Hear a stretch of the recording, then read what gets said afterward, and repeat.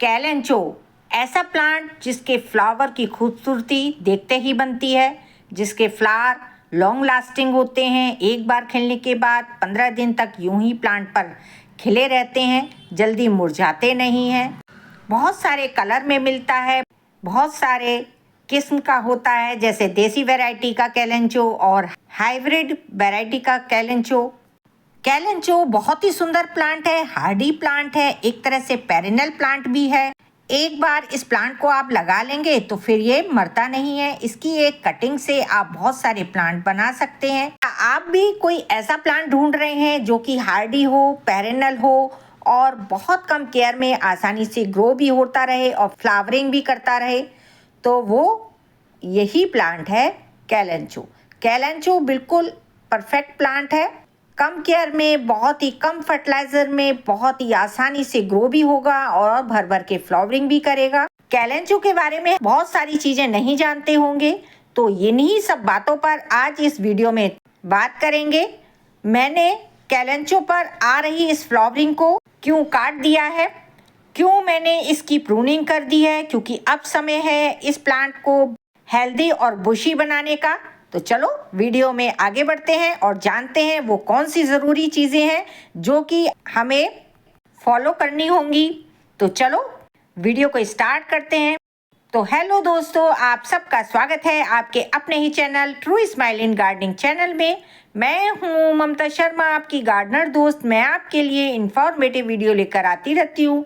सो जिन लोगों ने अभी तक मेरा चैनल सब्सक्राइब नहीं किया है, सब्सक्राइब कर लें, बेल आइकन प्रेस कर लें, ताकि जब भी नया वीडियो लेकर आऊँ सबसे पहले आपको नोटिफिकेशन मिले। चलो स्टार्ट करते हैं अपना आज का वीडियो। फ्रेंड्स, जैसे कि आपको पता ही है, मेरे प्लांट्स पर भर भर के फ्लावरिंग हुई है।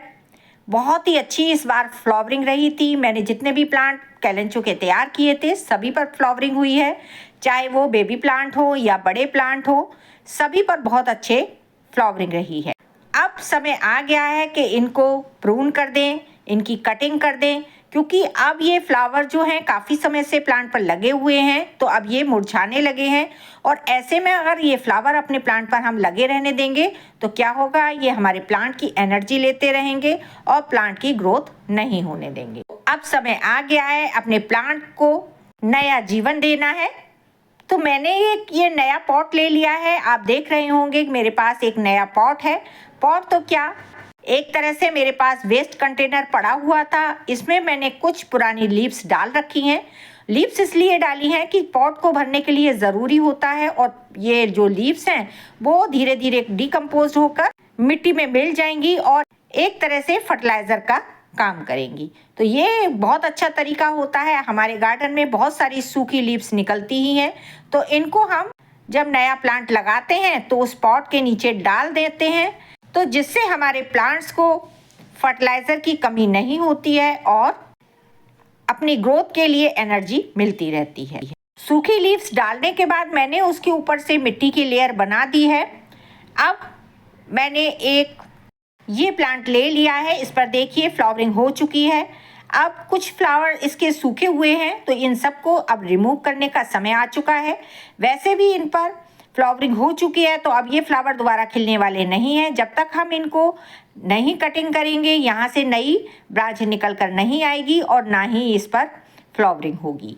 तो इन सभी जो खिले हुए फ्लावर हैं उनको सबको हटा देंगे और उसके बाद ये प्लांट देखिए इस तरह से नज़र आता है। सारी कटिंग मैंने कर दी है और जितनी ज़्यादा आप कटिंग करेंगे, प्रूनिंग करेंगे, आपके प्लांट की ग्रोथ भी बहुत अच्छी होती है, प्लांट भी बुशी हो जाता है और नई नई ब्रांचेस निकल कर आती हैं।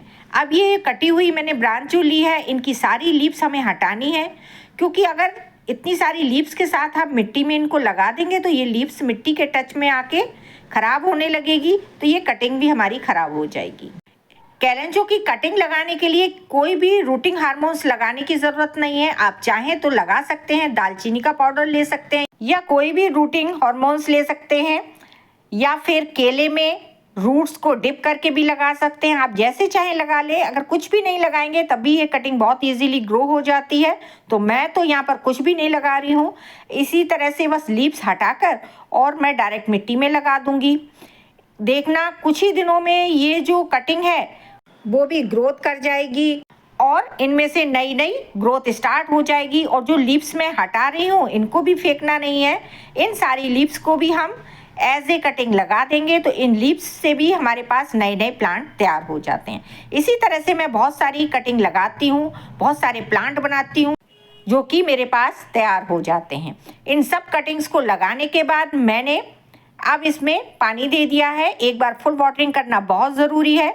जैसे जैसे समय बीतेगा ये कटिंग्स खुद ब खुद ग्रोथ कर जाएंगी और इनके जो कटिंग है उनके नीचे रूट्स बन जाएंगी और ये मेरी नई कटिंग तैयार हो जाएगी। ये देखिए एक दूसरी कटिंग मैं इसमें लगा रही हूँ। एक अलग छोटा सा पॉट ले लिया है।